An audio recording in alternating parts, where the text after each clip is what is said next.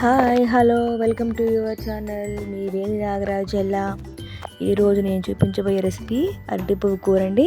అరటి పువ్వు యొక్క ప్రయోజనాలు ఏంటో మనం ఒకసారి తెలుసుకుందామండి. అరటి పువ్వు దేవుడిచ్చిన ఒక గొప్ప వరం అని చెప్పవచ్చు. ఎందుకంటే అందులో ఎన్నో ఔషధ గుణాలు ఉన్నాయి.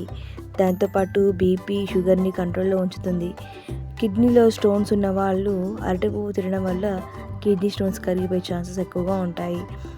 అరటి పువ్వు మూలవ్యాధి, రక్తస్రావం, కురుపులు, మలబద్ధకానికి మొదలైన వాటిని ఔషధంగా ఉపయోగపడుతుంది. అరటి పువ్వును వండుకొని తింటే నోటి దుర్వాసన పోతుంది, అలాగే గొంతు నొప్పి కూడా నయమవుతుంది.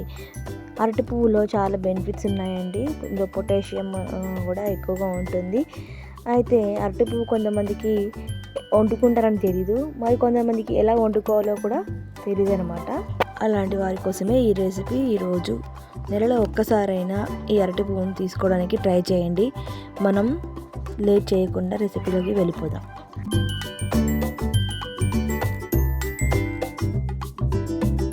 ముందుగా చేతులకి నూనె రాసుకొని అరటి పువ్వును ఒలుచుకోవాలి.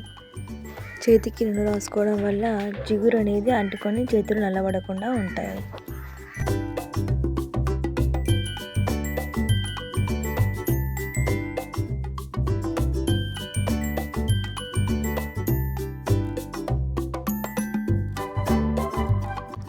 వీటిని దొంగాడు, పిల్లేడు అంటారు. ఇవి ఉడకవు, అరగవు. వీటిని తీయడం కొంచెం లేట్ అవుతుంది.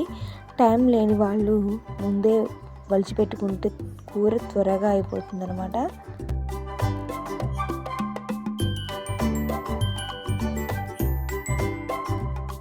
వీటిని సన్నగా కట్ చేసుకోవాలి.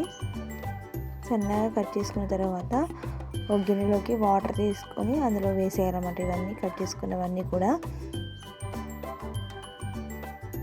వీటిలో ఇప్పుడు కొంచెం సాల్ట్, ఒక 1 స్పూన్ పసుపు వేసి స్టవ్ మీద పెట్టి ఉడికించుకోవాలి. ఒక 10 నిమిషాల సేపు ఉడికిన తర్వాత వీటిని దించేసుకోవాలి. దించుకొని వడగట్టుకోవాలన్నమాట. జల్లి గిన్నెలో వడగొసుకుంటే వాటర్ అంతా కిందికి వెళ్ళిపోతుంది. చూడండి ఎంత మెత్తగా ఉడికిందో.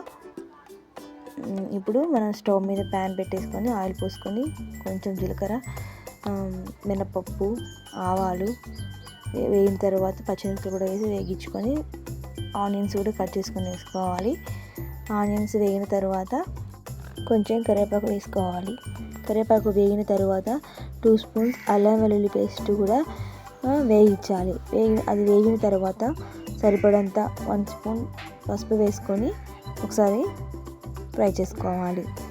ఇలా ఫ్రై అయిన తర్వాత మనం తురిమి పెట్టుకున్న పచ్చి కొబ్బరి వేసుకోవాలండి. చాలా బాగుంటుంది పచ్చి కొబ్బరి. 2 మినిట్స్ మూత పెట్టేసి మగ్గించుకోవాలండి. ఇప్పుడు ఒకసారి తిప్పుకున్న తర్వాత మనం ఉడికించుకున్నటువంటి అరటి పువ్వు ఉండేదని ఆ అరటి పువ్వుని ఇందులో వేసుకోవాలి. అరటి పువ్వు 2 నిమిషాలు అలా కలుపుకున్న తర్వాత 2 స్పూన్స్ కారపొడి, 1 స్పూన్ సాల్ట్ వేసుకొని కలుపుకోవాలి. ఇలా కలుపుకున్న తర్వాత ఒక 2 నిమిషాలు మూత పెట్టేసుకొని మగ్గించుకోవాలి.